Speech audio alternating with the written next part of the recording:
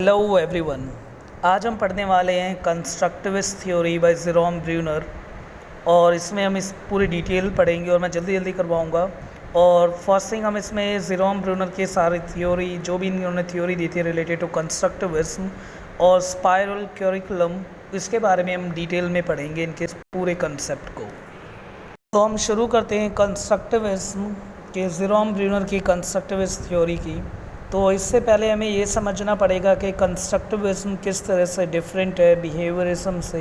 Behaviourism में हमें ये बताया गया था कि जो नॉलेज है वो कंस्ट्रक्ट नहीं होती, जबकि नॉलेज को जो है कंडीशन प्रोवाइड करके नॉलेज को इम्प्रूव किया जाता है। जैसे कि जब हम बिहेवियरिज्म पढ़ रहे थे, आप वीडियो में देख सकते हैं, मैंने बिहेवियरिज्म के ऊपर बहुत वीडियोस डाली है, तो उसमें यही मेंशन था कि हम अलग अलग कंडीशन के थ्रू चाइल्ड को या किसी भी लिविंग बीइंग को ट्रेंड कर सकते हैं। यानी कंडीशन में दम है, वहाँ पे जो लर्नर होता है यानी जो सीख रहा होता है वो पैसिव होता है और जो कंडीशन है वो एक्टिव है, यानी कंडीशन के थ्रू हम लर्निंग प्रोसेस करवाते हैं बिहेवियरिज्म में। जबकि कंस्ट्रक्टिविज्म इससे बिल्कुल अपोजिट है। इसमें जो लर्नर है यानी जो सीखने वाला है वो एक्टिव है और जो ट्यूटर, मेंटर, एनवायरनमेंट, ये सब जो है वो पैसिव है। कंस्ट्रक्टिविज्म का सिंपल मतलब है, ये उस आइडिया पे बिलीव करती थी that human learning is constructed, कि लर्निंग को कंस्ट्रक्ट किया जाता है और वो लर्नर खुद करता है on the basis of new knowledge. जो न्यू नॉलेज उसके पास आती है उसको किस तरह से वो जज करता है by comparing that knowledge with that of the previous knowledge. वो प्रीवियस नॉलेज से उस नॉलेज को कंपेयर करेगा और मॉडिफाई करेगा। तो इस तरह से वो हमेशा अपडेट होता रहेगा और उसके अंदर अपने आप नॉलेज आती जाएगी। इसकी कई सारे थिंकर है, जैसे कि अगर हम इसकी बात करें तो जीन पियाजे हो गए जो रेडिकल कंस्ट्रक्टिविस्ट थे, और उसके बाद जब मैं वीडियो बनाऊंगा तो उसमें आप देख सकते हो वेगोस्की हो गए जो सोशल कंस्ट्रक्टिविस्ट थे। इनका ये मानना था जीन पियाजे का कि एक बच्चा जो है वो खुद ही सीख सकता है चीज़ों में, जो जैसे कि उसे उस चीज़ को कर करके पहले वो उस चीज़ को करेगा, अगर उसमें कुछ गलती लग रही है तो नेक्स्ट टाइम उसे नहीं करेगा। ऐसे से करके वो हमेशा अपडेट होता रहेगा, इस तरह से वो नॉलेज अपने आप ही वो बिल्ड कर लेगा। और जबकि वहीं दूसरी तरफ अगर हम बात करें तो जब पियाजे हैं वो लेके आए थे हमारे पास, जो पियाजे ये कंसेप्ट लेके आए थे रेडिकल कंस्ट्रक्टिविज्म का, तो वेगोस्की सोशल कंस्ट्रक्टिविज्म का आइडिया लेके आए थे कि बच्चा सोशल इंटरेक्शन के थ्रू समाज से इंटरेक्ट होकर अपनी डिटेल्स और अपनी नॉलेज को इम्प्रूव करता है। तो ये एक तरह से हल्का सा मैंने आपको बैकग्राउंड बताया अबाउट द कंस्ट्रक्टिविज्म का, ताकि आपको थोड़ा बहुत समझ आ सके कि कंस्ट्रक्टिविज्म होता क्या है और किस तरह से ये डिफरेंट है बिहेवियरिज्म से। जैसा कि हम देख सकते हैं इस पूरे पेज में that the Bruner that learning is an active process, कि लर्निंग एक एक्टिव प्रोसेस है जिसमें कि लर्नर कंस्ट्रक्ट करता है अपने आइडियाज़ को अपनी पास्ट नॉलेज के थ्रू, पास्ट के अकॉर्डिंग वो अपनी नई नॉलेज को इम्प्रूव करेगा। जैसे कोई बच्चा किसी चीज़ को ऑपरेट कर रहा है और वो पहली बार उसमें गलती कर देता है और नेक्स्ट टाइम जब उसे ऑपरेट करेगा तो वो उसमें वो मिस्टेक नहीं करेगा, वो उस चीज़ तो इस तरह से अपने आप को वो अपडेट कर लेगा। जो पहले उसने गलती करी है वो गलती नहीं करेगा। मान लो सेकंड टाइम पे वो कोई और गलती करता है, थर्ड टाइम पे वो सेकंड वाला और जो फर्स्ट वाली गलती है उसे रिपीट नहीं करेगा। इस तरह से उसकी नॉलेज जो है वो कंपैरिजन के थ्रू अपनी नॉलेज को इम्प्रूव करता रहेगा और ये नॉलेज वो खुद ही बिल्ड कर रहा है। यानी जो कंस्ट्रक्टिविस्ट थ्योरी है जो हमें ये कहती है कि नॉलेज इंडिविजुअल खुद कंस्ट्रक्ट करता है, वो इसमें हमें साफ क्लियर हो रहा है। तो जेरोम ब्रूनर जो थे, इन्हें एक तरह से कहा जा सकता है the father of the constructivist theory. इन्होंने इस थ्योरी की जो क्लियरेंस है उसको और ही बिल्कुल अच्छी तरह से क्लैरिफाई किया है। जैसे कि नेक्स्ट लाइन में the learner select and transform information, learner पहले इंफॉर्मेशन लेता है और उसे अगर लगता है इसमें कुछ गलती है तो नेक्स्ट टाइम वो अपडेट कर लेता है अपनी इंफॉर्मेशन को। इससे वो हाइपोथेसिस भी जो है कंस्ट्रक्ट कर सकता है। हाइपोथेसिस का मतलब है अनुमान लगाना, कि जैसे मान लो पहले ये चीज़ है, फिर सेकंड थिंग ये है, मैं आगे फ्यूचर में कहूँगा कि नहीं मैं अब ये नहीं करूँगा, ये गलतियाँ नहीं करूँगा, इस चीज़ को मैं इसके थ्रू जो है इस तरह से करूँगा, दैट इज़ हाइपोथेसिस। जब हम फ्यूचर को लेके कोई प्लान कर रहे होते हैं या हम कभी डिसीज़न बना रहे होते हैं तो ये सब कुछ जो डिपेंड करता है लर्नर के पास्ट नॉलेज से और उसका कंपैरिजन पास्ट के नॉलेज से। तो हम सिंपल कह सकते हैं कि जो लर्नर है वो अपने एक्सपीरियंस के थ्रू अपनी नॉलेज को कंस्ट्रक्ट करता रहता है। हर पॉइंट पे लाइफ के, यानी जैसे हमने पीछे जो करा गलती, जो पीछे हमने गलती की है, हम उसके थ्रू सीख जाते हैं और नेक्स्ट टाइम वो हम नहीं करते। तो ये सब है, इस तरह से वो अपने कॉग्निटिव माइंड को, यानी एक थिंकिंग पावर को, एक मेंटल पावर को इम्प्रूव करता है। ये पूरा हमारे पास इसमें मेंशन है, the constructivist theory, Jerome Bruner. Now what is the role of the instruction and the role of the instructor. अब इंस्ट्रक्टर का क्या रोल है कि जो इंस्ट्रक्शन प्रोवाइड कर रहा है, हमें पता है इसमें लर्नर जो है वो एक्टिव है, जो सीख रहा है वो बहुत ही एक्टिव है, पर अब इंस्ट्रक्टर का काम ये है कि वो उसे इंस्ट्रक्शन प्रोवाइड करे टाइम टू टाइम, जिसे हम स्केप फोल्डिंग भी कहते हैं। स्केप फोल्डिंग का मतलब पूरा हेल्प नहीं करना, बस आपको सपोर्ट करना है। तो ये इसमें as far as the instruction is concern, the instructor should try and encourage the student to discover principle by themselves. तो इंस्ट्रक्टर का इसमें रोल ये है कि बस वो हल्का सा हिंट दे और उन्हें एनकरेज करे, रेनफोर्स करे अंदर से, ताकि वो खुद ही नई नई चीज़ को ढूंढे। तो यहाँ से डिस्कवरी मेथड भी आती है, जो कि यही लेके आए थे जेरोम ब्रूनर।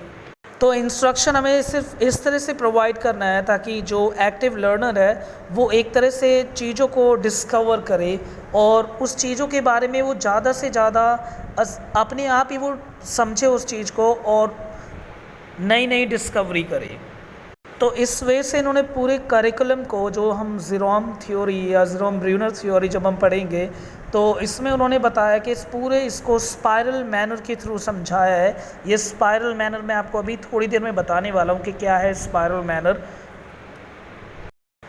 चलिए अब देखते हैं इस अबाउट दी एप्लीकेशन के ब्रूनर की ये कंस्ट्रक्टिविस्ट थ्योरी कहाँ पे ज़्यादा फोकस्ड है और कहाँ पे इसका ज़्यादा से ज़्यादा रोल है। अगर हम देखें तो ब्रूनर की ये कंस्ट्रक्टिविस्ट थ्योरी एक तरह से इंस्ट्रक्शन मेथड प्रोवाइड करती है, और ये सेम अगर हम बात करें तो चाइल्ड डेवलपमेंट रिसर्च जो कि पियाजे लेके आए थे कि बच्चा किस तरह से सीखता है, खुद ब खुद वो अपनी नॉलेज को इम्प्रूव करता है, अप टू डेट करता है। जीन पियाजे ने कहा था, जो कि फर्स्ट कंस्ट्रक्टिविस्ट थे, उन्हें रेडिकल कंस्ट्रक्टिविस्ट कहा जाता है। तो इसमें जो ब्रूनर है 1960 में इन्होंने बताया कि इनका ये जो एप्लीकेशन है कहाँ पे बहुत ज़्यादा यूज़फुल है, जैसे कि in field of science and maths learning. Maths में तुमने क्वेश्चन करवाया, उसके बाद बच्चे को हल्का सा हिंट देना है, वो नेक्स्ट क्वेश्चन को खुद सॉल्व करेगा। इस तरह से जो ब्रूनर का कंसेप्ट है वो सोशल साइंसेस, और अगर हम बात करें science field and maths learning, इसमें बहुत इंपॉर्टेंट है। और इसका जो और भी बहुत फोकस्ड है अगर हम कहें तो इन लैंग्वेज लर्निंग, के लैंग्वेज लर्न करवाना, क्योंकि जो लैंग्वेज है वो भी बच्चा हर पल अपने आप को अपडेट करता रहता है, वो अपनी एक्सपीरियंस के थ्रू समझता है। किसी ने कोई चीज़ बोला और उसे वो बोलना नहीं आ रहा, उसे प्रोनाउंस करना नहीं आ रहा, अगर प्रोनाउंसिएशन में भी दिक्कत है तो वो लास्ट टाइम से उस चीज़ को कंपेयर करेगा, कहेगा लास्ट टाइम मैंने इसे ऐसे बोला था, इससे ऐसे नहीं बोलना चाहिए, मुझे इस तरह से बोलना चाहिए। या लेक्सिकल यूनिट, ये ग्रामेटिकल यूनिट, वो जो ग्रामर और जो वर्ड फॉर्मेशन, सेंटेंस फॉर्मेशन, ये सब कुछ जो है वो खुद सीख जाता है अपने आप को अपडेट करके और अपनी प्रीवियस एक्सपीरियंस से कंपेयर करके। Next is about the principle. अगर पेपर में आए तो आप इस तरह से टाइटल लिख लिख के इसे पूरी अच्छी तरह से एक्सप्लेन कर सकते हो। प्रिंसिपल मतलब मेन फोकस्ड कहाँ पे ये सारा कुछ, that instruction must be concerned with the experiences and context that make the student willing and able to learn. It means the readiness. तो रीडीनेस का कंसेप्ट होना चाहिए, यानी बच्चे के अंदर ये होना चाहिए या लर्नर के अंदर ये होना चाहिए कि उसके अंदर रीडीनेस का वो हो, यानी उसके अंदर इच्छाएं हो कि वो पढ़ना चाहता है, वो समझना चाहता है। जब तक अगर वो ये नहीं चाहता तो कंपैरिजन होगा ही नहीं उसके पास्ट के नॉलेज से और वो अपने आप को अपडेट नहीं कर सकता। तो इसमें विलिंगनेस एंड रीडीनेस जिसे हम कहते हैं, यानी पढ़ने का इच्छुक वो होना बहुत ज़रूरी है। Second is about the instruction. अब जो मेंटर है यानी जो भी इंस्ट्रक्टर है वो से इंस्ट्रक्शन किस तरह से प्रोवाइड कर रहा है, इस पे भी बहुत बड़ा रोल है इसका भी। स्पाइरल ऑर्गेनाइजेशन होना चाहिए, मैं अभी आपको बताने वाला हूँ स्पाइरल ऑर्गेनाइजेशन क्या है। तो एक तरह से प्रॉपर ऑर्डर से और एक प्रॉपर पैटर्न के थ्रू हमें एज या इंस्ट्रक्टर को वो इन्फॉर्मेशन और इंस्ट्रक्शन प्रोवाइड करनी चाहिए। अगर पूरे इंस्ट्रक्शन आप एक वन सेट में वन गो में प्रोवाइड कर दोगे तो इसे स्पून फीडिंग कहेंगे। तो इस तरह से डिस्कवरी नहीं होगी, ना तो वो अपने आप को अपडेट कर सकेगा। इस तरह से वो पूरी तरह से डिपेंड हो जाएगा इंस्ट्रक्टर पे और उसका एक्टिव रोल ख़त्म हो जाएगा। और जैसे ही एक्टिव रोल ख़त्म हो जाए तो ये कंस्ट्रक्टिविज्म से अपने आप बाहर हो जाएगा ये कंसेप्ट। कंस्ट्रक्टिविज्म ये मानती थी कि एक्टिव रोल होता है लर्नर का, लर्नर खुद ब खुद सीखता है, बस इंस्ट्रक्टर उसे सपोर्ट करता है, स्कैफोल्ड करता है, यानी एक एक्स्ट्रा सपोर्ट प्रोवाइड करता है। इंस्ट्रक्शन इस तरह से प्रोवाइड करना चाहिए जो कि एक्स्ट्रापोलेशन हो या फिल इन द गैप्स। बस हमें जहाँ जहाँ उसमें खामियां आ रही है, जहाँ जहाँ उसमें थोड़ी बहुत कमी आ रही है, हमें उस गैप को फिल करना है ताकि वो अपने आप वो इन्फॉर्मेशन और वो आगे प्रोसेस में लेके आ सके लर्नर। ये नहीं कि पूरे इन्फॉर्मेशन वन सेट गो में एकदम पूरा बता दिया, नहीं, थोड़ा थोड़ा बीच बीच में जहाँ वो रुके बस हल्का सा स्कैफोल्ड करो, हल्की सी मदद करो ताकि वो अपनी इन्फॉर्मेशन को अपडेट कर ले और वो उसके बाद जहाँ रुका है उससे आगे चल के और आगे वो इन्फॉर्मेशन को गेन करना शुरू करे और ख़ुद ब खुद अपने आप को अपडेट करना शुरू करे। This is about this spiral curriculum. यही है स्पायरल करिकुलम। इसका सिंपल मतलब है एक स्पायरल डिज़ाइन। जिस तरह से अगर हम स्पायरल डिज़ाइन बनाते हैं, नीचे बहुत ही छोटा पार्ट होता है और वो स्पायरल धीरे धीरे ऊपर जो है वो बढ़ता जाता है। इस तरह का इन्होंने डिज़ाइन दिया था स्पायरल का। ये अभी थोड़ी देर में मैं आपको डायग्राम भी दिखा दूंगा, इसमें आप समझ सकते हो। मेन कहने का मतलब ये है, जो भी कॉम्प्लेक्स टास्क है या भी जो भी हमें कॉम्प्लेक्स लर्निंग करवानी है, कोई भी मुश्किल चीज़ अगर हमें बच्चे को लर्न करवाना है, किसी भी लर्नर को लर्न करवाना है, तो हम उसे छोटे छोटे सेट में तोड़ेंगे और सिंप्लीफाइड वे में रखेंगे, सिंप्लीफाइड वे में रखेंगे, इन सिंपल कंटेंट वे में। और उस छोटे छोटे कंसेप्ट को फिर हम धीरे धीरे उस छोटे छोटे उसमें तोड़ दिया। फिर जैसे हम उसे छोटे छोटे कंसेप्ट में तोड़ेंगे और उसके लेवल को इंक्रीज़ करते जाना है। पहले बिल्कुल जो भी बड़ा टॉपिक है उसको बिल्कुल छोटे लेवल पे रखो, यानी उसका एक छोटा सा पार्ट बताओ, फिर उसके बाद थोड़ा सा और टफ करो, फिर थोड़ा और टफ करो, फिर थोड़ा और टफ करो, ऐसे ऐसे करके उसे धीरे धीरे करके टफ करते रहो। फिर उसके बाद स्पाइरल का मतलब है ये बैकवर्ड डायरेक्शन में 2 और 4 डायरेक्शन में भी जा सकता है। फिर एक दिन एकदम से बिल्कुल जहाँ से स्टार्ट किया है हमने वहाँ से लेके जहाँ तक का कॉम्प्लेक्स लेवल है वहाँ तक का पूरा सिस्टम रिवीजन के थ्रू समझा दो। जैसे मुझे अगर मुझे पूरा मौर्यन एज समझाना हो तो मैं पहले अशोका के बारे में थोड़ा सा बताऊंगा कि अशोका ऐसा है, ऐसे वॉरियर, इतना बड़ा वॉरियर था वो, इतना बड़ा किंग था वो। फिर धीरे धीरे मैं चंद्रगुप्त पे पास जाऊंगा कि कैसे चंद्रगुप्त 1 एंड चंद्रगुप्त 2 जो भी पैटर्न है, फिर धीरे धीरे मौर्यंस पे जाके फिर एंड में मैं पूरे मौर्यन एज को समझा दूंगा, इन सबको मिक्स करके। तो ये पैटर्न है स्पाइरल करिकुलम का, जो कि फॉरवर्ड डायरेक्शन में भी जाती है और बैकवर्ड डायरेक्शन में। फॉरवर्ड डायरेक्शन में इस तरह से आप अपने टास्क को धीरे धीरे कर करके टफ करते जा रहे हो और रिवीजन के थ्रू आप फिर से बिल्कुल उसके लो पोजीशन से और हाई पोजीशन तक एक साथ पूरा वन सेट में समझा रहे हो। तो ये है स्पाइरल करिकुलम। तो इसके ऊपर ब्रूनर ने कहा था, explain that how this was possible through the concept of spiral curriculum. This involved the information being structured so that the complex idea can be taught at a simplified level first and then पहले simplified level में समझाओ, उसके बाद revisited at more complex level later on. उसके बाद उसे revision के through complex level पे धीरे धीरे ऊपर लेते जाओ। इस तरह से जो लर्नर है वो पूरी तरह से उस कंसेप्ट को अच्छी तरह से समझ सकता है। And this subject would be taught at level of gradually increasing difficulty. Subject को डिफ़िकल्टी के ऑर्डर के थ्रू पढ़ाओ। जो सबसे अगर हमें पता है जो सबसे वीक मतलब जो बिल्कुल ही आसान सब्जेक्ट है उसे पहले ही रखो, फिर जो थोड़ा सा हार्ड है उसे ऊपर रखो, फिर जो उससे हार्ड है उसे ऊपर रखो। इन स्पाइरल एनोलॉजिकल फॉर्म में, एनोलॉजी के वे में रखो, उसको एक बिल्कुल पैटर्न के थ्रू रखो। तो teaching is way should lead to children begin able to solve the problem by themselves. इस तरह से बच्चा खुद ब खुद प्रॉब्लम को सॉल्व कर सकता है। ये स्पाइरल करिकुलम है। यहाँ आप देख सकते हैं पूरा diagram about the spiral curriculum. The first thing is about the difficulty level. देखो बिल्कुल इस एरो के थ्रू मैंने दिखा रखा है किस तरह से एरो ऊपर जाता जा रहा है और सबसे जो डिफ़िकल्टी लेवल है वो धीरे धीरे धीरे धीरे इसमें इम्प्रूव हो रहा है इस पूरे इसमें डायग्राम में। और हम किस तरह से न्यू कंटेंट को रखते जा रहे हैं और उसके बाद रिवीजन के थ्रू हम दोबारा उस न्यू कंटेंट को मास्टरी लेवल के पास लेके जा रहे हैं, यानी हम उसे ट्रेन कर रहे हैं उस फील्ड में। तो स्पाइरल के थ्रू आप देख रहे हो कैसे नीचे पहले ऑरेंज मार्क में दिखाया गया है वो बिल्कुल बेस लेवल है जहाँ से पूरे लर्निंग सिस्टम को उठाया जा रहा है। और ये बेस लेवल है, बहुत इजी लेवल है। फिर येलो वाला थोड़ा डिफिकल्ट है, फिर ग्रीन वाला उससे भी डिफिकल्ट है, फिर उसके बाद ब्लू वाला उससे भी डिफिकल्ट है। फिर रिवीजन लिया सेट पे ब्लू पे, जहाँ से पूरे सिस्टम को दोबारा से रिवाइव कर दिया गया, यानी सबको वन सेट गो में समझाया गया और इस तरह से उस पर्टिकुलर सब्जेक्ट में और उस पर्टिकुलर फील्ड में उसे मास्टरी लेवल तक पहुंचा दिया गया। तो ये पूरा डायग्राम है स्पाइरल करिकुलम का। आप ये डिफ़िकल्टी लेवल आप बना के आ जाना वहाँ पे, new content then revision and mastery. Bruner की थ्योरी से एक न्यू मेथड निकल के discovery learning in a field of constructivism, जिसमें हमें ये बिल्कुल क्लियर हो गया कि ब्रूनर के इस तरह के पैटर्न से, ये स्पाइरल करिकुलम पैटर्न से, स्कैफोल्डिंग मेथड से और एक्सपीरियंस के थ्रू हम डिस्कवरी मेथड को सामने रखा जा सकता है।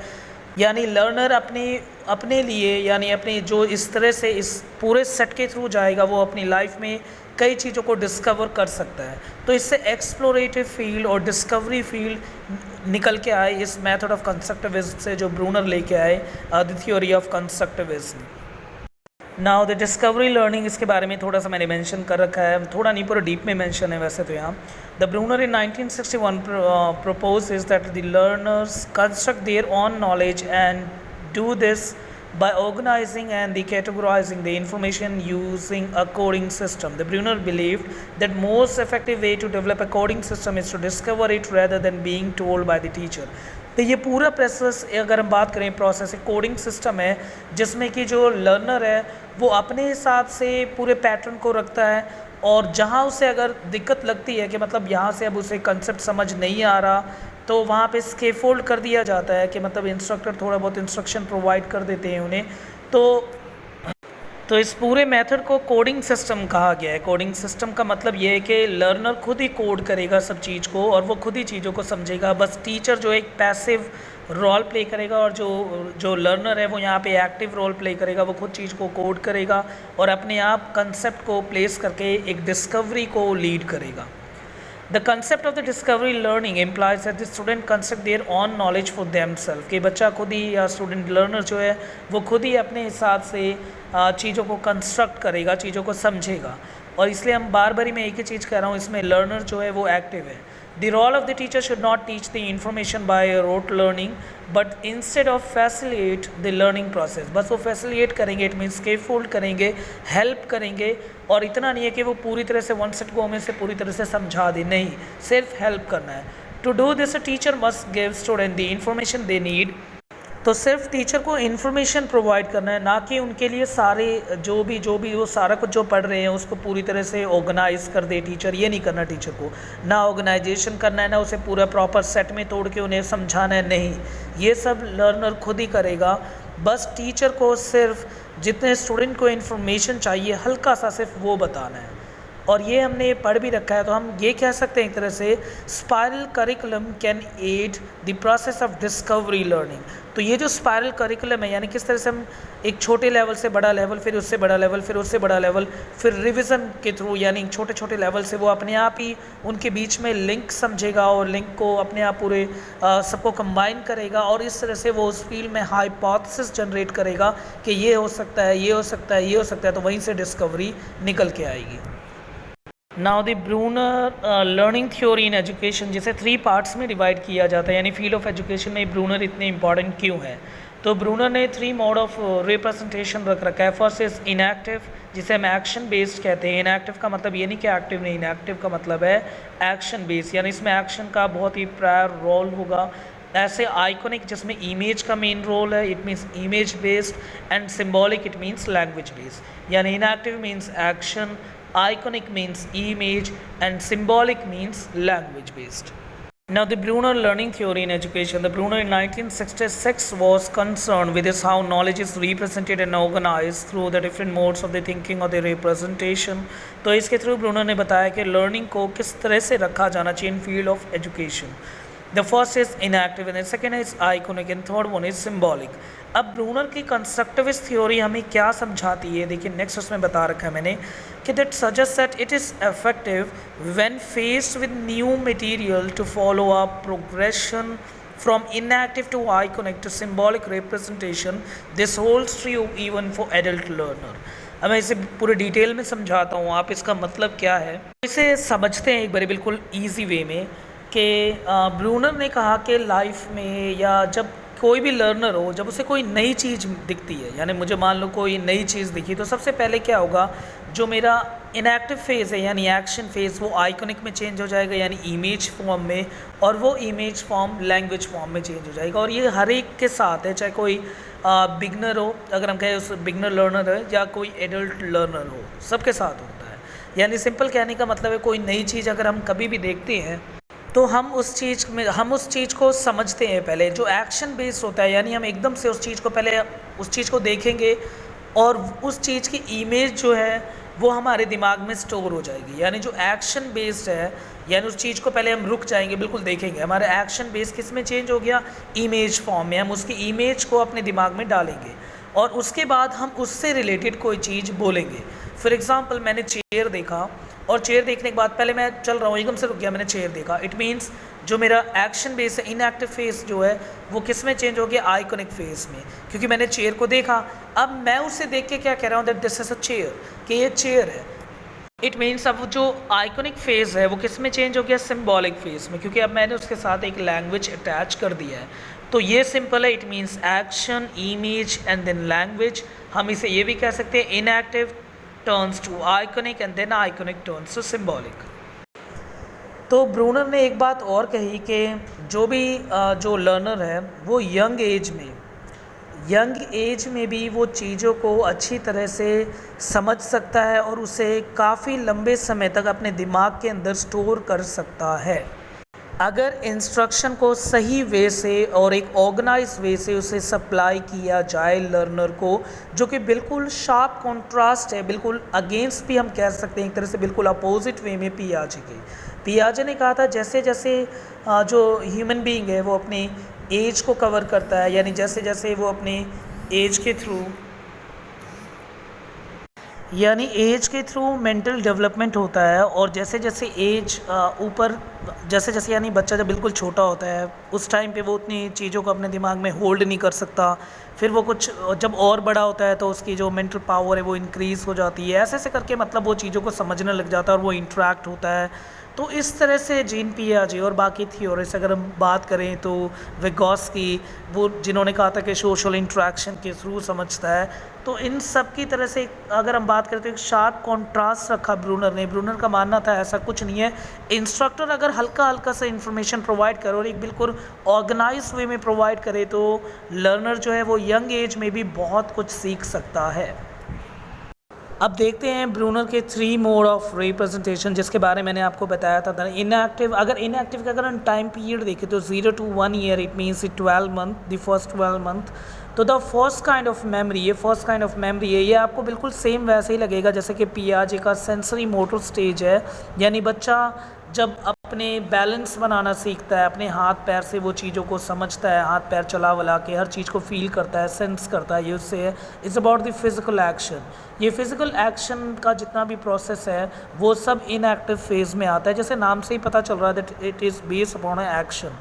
तो इसमें इन्फेंट जो है लर्न बाय डूइंग, वो कर करके चीज़ों को अपने आप सीख जाता है, वो अलग अलग चीज़ों को समझेगा, उसे हाथ लगाएगा और अलग अलग चीज़ों के बारे में इंफॉर्मेशन लेगा, कैसे बाय फिज़िकल एक्शन। और ये ज़रूरी नहीं है कि ये उस टाइम तक ही रहता है, जैसे कि पियाजे ने कहा सेंसरी मोटर एज का कि ये एक पर्टिकुलर पीरियड तक होता है, नहीं, ये आगे तक भी चलता रहता है, यानी मसल मूवमेंट और इन सब के थ्रू हम अपने नॉलेज को इम्प्रूव करते रहते हैं और एक टाइम पे हम इस चीज़ को लेके हैबिचुअल हो जाते हैं।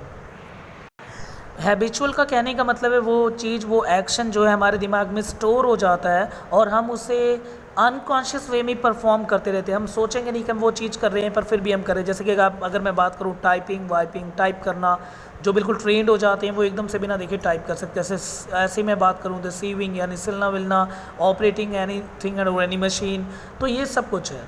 तो हम यहाँ समझ सकते हैं इट मीन्स फिजिकल एक्शन के थ्रू हम चीज़ों को जो है मेमोराइज़ कर सकते हैं, उसे अपने दिमाग में स्टोर कर सकते हैं।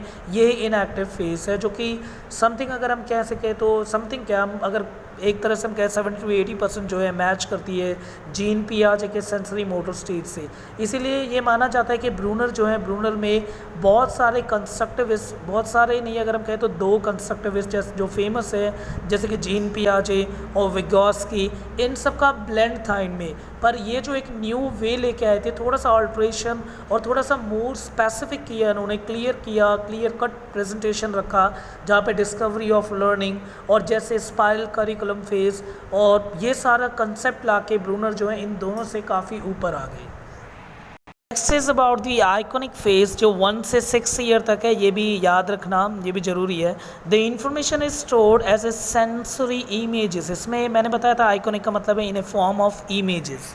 यानी जैसे हम देख सकते हैं, यानी usually visual one like pictures in the mind, और हम सबको अच्छी तरह से पता है अगर हम कोई भी चीज़, अगर किताब भी है, अगर उसमें बहुत ही अच्छे अच्छे डायग्राम्स हो या स्टोरी बुक हो जिसमें अच्छे अच्छे डायग्राम हो, अगर हम बात करें कॉमिक वॉमिक हम पढ़ते हैं उसमें अलग अलग फ़ोटोज़ होती हैं, वो हमें ज़्यादा इंटरेस्टिंग लगती है और वो बिल्कुल हमारे दिमाग में अच्छी तरह से स्टोर हो जाती है। तो यही अगर हम कंसेप्ट लगाए 1 to 6 ईयर की अगर हम बात करें, वो आइकॉनिक फेज़ होता है जिसमें बच्चा हमेशा, और जो लर्नर है जो लर्न करना चाहता है उसके दिमाग में जो पिक्चर है वो एक तरह से स्टोर हो जाता है। और वैसे भी अगर मैं 1 to 6 से हट के भी बात करूं तो ये रियल में भी है कि जिसमें इमेजेस होते हैं, जिसमें डायग्राम्स होते हैं, जिसमें फ्लो चार्ट होते हैं, फ्लो डायग्राम होते हैं, वो चीज़ ज़्यादा अच्छी तरह से समझ आती है। ना move to the next one is symbolic, जो कि 7 ईयर ऑनवर्ड से 7 साल के बाद ये सिम्बॉलिक एज है। It is totally connected to that of the language, ये लैंग्वेज से रिलेटेड है। This mode is acquired around 6 to 7 in the symbolic stage. The knowledge is stored primarily as words, mathematical symbol, or in others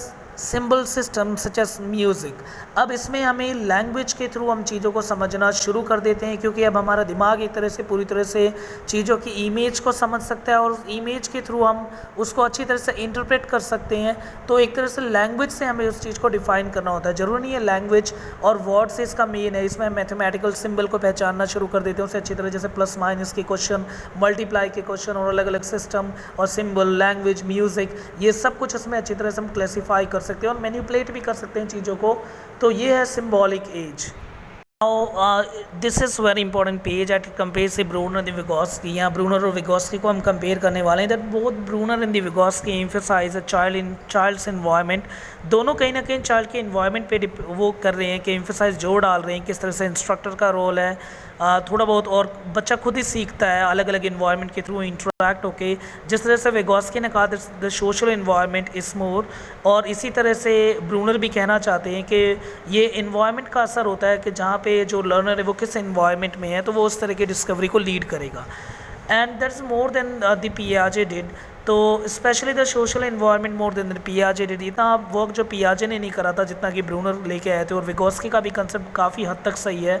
हम सही गलत करने वाले कोई होते नहीं है, पर वही है डिपेंड कि किस तरह से जो लोग समझते हैं और बाकी थिंकर्स जो समझते हैं। तो both agree that the adult should play an active role in assisting the child's learning, कि जो एडल्ट है वो एक तरह से सिर्फ असिस्ट करेगा, यानी उसे एक तरह से स्कैफोल्ड करना है, यानी हेल्प करनी है। तो Bruner like Vygotsky emphasize the social nature of learning, कि लर्निंग एक सोशल इंटरेक्शन है, जिस तरह से बच्चा जुड़ता है समाज से, and sighting with other people, लोगों को देखता है, समझता है, and child develop skill through the process of scaffolding. बच्चा कोई भी चीज़ सीखता है क्योंकि उसे स्कैफोल्डिंग प्रोवाइड की जाती है, यानी इंस्ट्रक्शन प्रोवाइड की जाती है जो इंस्ट्रक्टर देता है। तो इस तरह से ब्रूनर और विगोस्की एक तरह से सेम है। He was specially interested in the characteristics of the people whom he considered to have achieved their potential as individual. तो ये जो ब्रूनर है उसे साफ दिखाया उन्होंने कि मतलब interested in the characteristics of the people whom he considered to have achieved their potentiality as individual, कि इंसान खुद ही अपने पोटेंशियल को डिसाइड करता है। और ऐसे ऐसे इंसान होते हैं जिनका पोटेंशियल है ना, जिनकी पावर, जिनकी समझने की शक्ति बहुत ऊपर तक होती है, और वो डिज़ाइन खुद ब खुद अपने आप को वो देते हैं। It means is self learning. The term scaffolding first appeared in the literature when the Wood, Brunner, Ross, and described how the tutor interacted with a preschooler to help them to solve a block reconstruction problem. तो ये जो word है scaffolding कहाँ से है ये mention है, इतना इंपॉर्टेंट नहीं है। The concept of the scaffolding is very similar to Vygotsky, के उससे बिल्कुल सिमिलर होता है अगर हम बात करें the zone of proximal development, and it is uncommon for the term to be use and interchangeably. Zone of proximal development का मतलब ये है एक दायरा जहाँ तक जो है बच्चा खुद ब खुद सोच सकता है, उसके बाद वो नहीं आगे समझ सकता उस चीज़ को। एक लर्नर की एक अगर हम बात करें एक हद जहाँ तक वो अपने आप के माइंड को स्ट्रेच कर सकता है, उसके आगे उसे चीज़ समझ नहीं आएगी, तो उस टाइम पर उसे स्कैफोल्ड किया जाए, यानी ZOPD जिसे हम कहते हैं जोन ऑफ प्रॉक्सिमल डेवलपमेंट, यानी जिस हद तक वो जो लर्नर है अपनी आप वो चीज़ों को समझ सके। उसके बाद स्कैफोल्ड करो तो अपने आप ही वो जो लर्नर है वो और आगे जा सकता है और वो और चीज़ों को अच्छी तरह से समझ सकता है। तो स्कैफोल्डिंग इन्वॉल्व्स हेल्पफुल, तो स्कैफोल्ड का मतलब है हेल्प करना। The purpose of this support is to allow the child to achieve higher level of development, कि वो higher level of development attain कर सके। हायर लेवल ऑफ डेवलपमेंट वो कर सके कैसे? First thing is simplifying the task और idea. हम स्केप फोल्डिंग कैसे करवाया जा सकता है? पहले टास्क और आइडिया को सिंप्लीफाई कर दो या मोटिवेट कर दो। अगर हमें लग रहा है वो बच्चा कहीं पे अगर वो आगे चीज़ों को समझ नहीं पा रहा तो उसकी तारीफ़ कर दो, मोटिवेट करोगे तुम कर सकते हो, तुमने लास्ट टाइम भी किया है, ये बहुत ईजी है, तुम इसे आसानी से कर दोगे। तो वो अपने आप अपनी जो जोन ऑफ प्रॉक्सिमल लेवल है, जो एक तरह से उसका जो एक हद है वो उसे क्रॉस कर देगा, अपनी लिमिट को क्रॉस कर देगा और वो और परफेक्ट हो जाएगा उस फील्ड में। तो इस तरह से यहीं पे जब जोन ऑफ प्रॉक्सिमल लेवल यानी एक लिमिट है, जिस लिमिट तक वो सोच सकता है, जैसे वो उसे क्रॉस कर दे, इसी पैटर्न को अगर वो बार बार ही क्रॉस करता रहे तो यहीं से डिस्कवरी निकल के आती है, जो कि ब्रूनर की द कंस्ट्रक्टिविस्ट थ्योरी से बिल्कुल क्लियर है। हाईलाइटिंग इंपॉर्टेंट टास्क एलिमेंट और एरर, अगर वो कहीं गलती करे उसे हाईलाइट कर दो, जो काम है इंस्ट्रक्टर का, जो काम है इंस्ट्रक्शन प्रोवाइडर जो प्रोवाइड करेगा, और इसी तरह से हम उसे स्केफोल्ड कर सकते हैं। या giving model that be imitated, या उस तरह का एक एग्जाम्पल दे दो ताकि वो उस चीज़ को करे। तो मैथ्स के फील्ड में बहुत अच्छा रोल है इसका कि बच्चे को एक क्वेश्चन करके दिखा दो, एक तरह से बिल्कुल फॉर्मेट समझा दो और उस बच्चे को तुम आगे सॉल्व करो, तो वो उसी के बिहाफ पे उसी को देख के वो दूसरा तीसरा क्वेश्चन उसी तरह से करेगा। अगर वो कहीं पे अटक जाए तो उसे सिंपल बता देना, यहाँ पे मतलब यहाँ पे इसको ऐसे करो, ऐसे सॉल्व करो, मल्टीप्लाई में थोड़ी दिक्कत है या गलती की है तुमने, तो हल्का से सपोर्ट करो, उसे कहो दोबारा करो इस क्वेश्चन को, तो वो उस क्वेश्चन को दोबारा करेगा। और 3 4 5 6 बारी, और हर बार उसे अलग अलग टास्क में ट्रेंड किया जाए, और एक दिन वो इतना ट्रेंड हो जाएगा कि कोई भी उसमें डिफिकल्ट क्वेश्चन आए वो अंदर से फुल्ली मोटिवेट होगा, क्योंकि लास्ट टाइम जो उसका एक्सपीरियंस है, जो उसने एक्सपीरियंस गेन कर रखा है कई बार क्वेश्चन सॉल्व करने का, तो वो कहेगा इट बी वेरी ईजी, मैं इसे कर सकता हूँ। और फाइनली जब वो उसे कर देगा, it leads some extension of the discovery और it leads some of the extension of the more classification। तो वो बहुत ही अच्छी तरह से उस चीज़ को क्लासीफाई कर देगा और पहले से ज़्यादा वो, अगर हम बात करें तो उस चीज़ को सॉल्व कर देगा। यहाँ से उसकी एक चीज़ बढ़ेगी, दैट्स अबाउट द कॉन्फिडेंस, और एक और चीज़ बढ़ेगी कि वो उतना ही क्लोज पहुँचता जाएगा एक्सप्लोरेटरी फील्ड के और डिस्कवरी फील्ड के। यहाँ से डिस्कवरी भी हो सकती है, इसी छोटे छोटे लेवल से आगे जाके बड़ी डिस्कवरी होती है। Now the educational implication, the aim of the education should be create autonomous learner। Main M education का क्या होता है कि autonomous learner बनाना है, कि लर्नर जो है, लर्निंग जो है वो इंसान खुद ब खुद कर दे, उसमें ट्रेन करना है, ना कि किसी के ऊपर फुली डिपेंडेंट बनाना है। एजुकेशन का मेन पर्पस यही होता है कि जो भी लर्नर है वो सेल्फ डिपेंडेंट बने, ना कि वो किसी पे डिपेंड हो। तो for Bruner 1961 again, the purpose of education is not impart knowledge but instead to facilitate a child thinking and problem solving skill. बस उसे फैसिलिटेट करना है, इट मीन्स हेल्प प्रोवाइड करना है, ताकि बच्चे का एक लेवल एक ऊपर उठे और उसके सिम्बॉलिक थिंकिंग और कॉग्निटिव एस्पेक्ट सब कुछ एक इम्प्रूव हो। इन 1960 द ब्रूनर्स टेक्स्ट, एक ब्रूनर का टेक्स्टिंग आया, the process of education was published, इसे पब्लिश किया गया। The main premise of the Bruner's text was that the student are active learner। मैं कई बार बता रहा हूँ कि बस यही उसमें मेंशन किया गया कि स्टूडेंट जो हैं वो एक्टिव लर्नर है, जो मेन फोकस इस पे रखा गया, who construct there on knowledge, के स्टूडेंट खुद ब खुद अपने नॉलेज को क्रिएट कर सकते हैं। ये और ट्यूटर, मेंटर और जितने भी फैसिलिटेटर और टीचर, ये सब का बस एक ही काम होता है, इस टू स्कैफोल्ड, बस हल्की सी मदद करनी है ताकि वो अपने आप उस लिमिट को यानी जोन ऑफ प्रॉक्सिमल लेवल को क्रॉस कर सके। और स्कैफोल्डिंग तब प्रोवाइड की जाए जब लिमिट बिल्कुल एक एक्सटेंशन आ जाए उस लिमिट को तोड़ने के लिए, और यहीं से डिस्कवरी निकल के आएगी। बस तो ये है पूरा एजुकेशनल इम्प्लीकेशन। एक ये न्यू कंसेप्ट निकल के आया, अगर हम बात करें द रीडीनेस, तो ब्रूनर ने बिल्कुल अपोज करा पियाजे के कंसेप्ट ऑफ रीडीनेस को, कि स्कूल के जो होते हैं या स्कूल मैक्सिमम टाइम इसमें वेस्ट कर देते हैं कि वो सब्जेक्ट की कॉम्प्लेक्सिटीज़ को बच्चों के कॉग्निटिव माइंड से मैच करते हैं। कि अभी जो बच्चा है, इसका जो अभी छोटा बच्चा है, तो इसको ज़्यादा टफ कोर्स नहीं देना, या जब ये नेक्स्ट क्लास में जाएगा तो क्लास के हिसाब से अलग अलग कंसेप्ट रखा जाता है, और टीचर इस वजह से कई जो डिस्कवरी है उसे लीड नहीं होने देते, और वो उसके हिसाब से बच्चों को स्टफ़ प्रोवाइड करते हैं, यानी सिलेबस प्रोवाइड करते हैं, और अपने टीचिंग मटेरियल जो है और जो अलग अलग टेक्स्ट बुक है उन्हें डिज़ाइन दिया जाता है। कहने तो ब्रूनर का मानना था ऐसा बिल्कुल नहीं होना चाहिए, जिसको पियाजे मानते थे पर ब्रूनर नहीं मानते थे। उनका कहना था ऐसा नहीं होना चाहिए कि सिंपल कि बच्चे को जो सिलेबस है वो कॉम्प्लेक्सिटीज़ के हिसाब से डिवाइड करके दिया जाना चाहिए, यानी फर्स्ट क्लास के बच्चे को कोई मटेरियल सेकंड और थर्ड क्लास का नहीं देना चाहिए। और या फिर अगर सेकंड क्लास का बच्चा है उसे फिफ्थ क्लास का कोई भी कंसेप्ट नहीं सिखाना चाहिए या उसको उतने हायर लेवल के कंसेप्ट नहीं बताने चाहिए। तो इससे इनका तो ब्रूनर का मानना था, इससे एक सिंपल कंसेप्ट ये आता है कि डिस्कवरी लीड नहीं होगी और जोन ऑफ प्रॉक्सिमल लेवल वो मीट नहीं कर पाएगा, क्योंकि कईयों को बहुत ही ईजी लगता है अपना सिलेबस और वो बस वो सिलेबस तक ही रह जाते हैं, वो आगे कुछ ट्राई नहीं कर पाते। तो ये ब्रूनर का कंसेप्ट था जो कि उन्होंने कहा कि स्कूल अपना टाइम वेस्ट करते हैं इनको डिज़ाइन करने में कि ये इससे मैच होगा, वो उससे मैच होगा, इस कॉम्प्लेक्सिटी लेवल क्लास के इस कॉम्प्लेक्सिटी लेवल के हिसाब से ये सिलेबस रखना चाहिए बच्चों के लिए। तो ये सब कुछ तो रीडिनेस के कंसेप्ट से बिल्कुल अगेंस्ट थे, जो कि पियाजे मानते थे। पियाजे का मानना था बच्चे का दिमाग जो है वो विकसित होता है धीरे धीरे करके, तो उस हिसाब से सिलेबस को डिज़ाइन देना चाहिए। तो यहाँ पे हम डिस्पैरिटी देख सकते हैं, दोनों के बीच में एक फ़र्क देख सकते हैं। तो यहाँ पे हमारी ये पूरी क्लास ख़त्म होती है। आई होप आपको बिल्कुल अच्छी तरह से समझ आया होगा। ओके, यहाँ पे हमारा पूरा कंसेप्ट ये ख़त्म होता है। मैंने शॉर्ट वे में समझाया। अगर आपको और डीप चाहिए तो जैसे मैंने बाकी जो वीडियोस बना रखे हैं बहुत ही डीप हैं, आप देख सकते हैं। अगर वैसा चाहिए तो आप नीचे कमेंट कर सकते हैं। Okay, bye bye and take care. और मेरे बारे में अगर आपको जानना है तो आप मेरे नेक्स्ट पेज पे देख सकते हैं मेरे बारे में information. Now thanks to be part of our channel. और इसी तरह से मैं काफ़ी वीडियोस डालने वाला हूँ इसी पे, और पूरा सिलेबस जो है मेरे टारगेट पे है।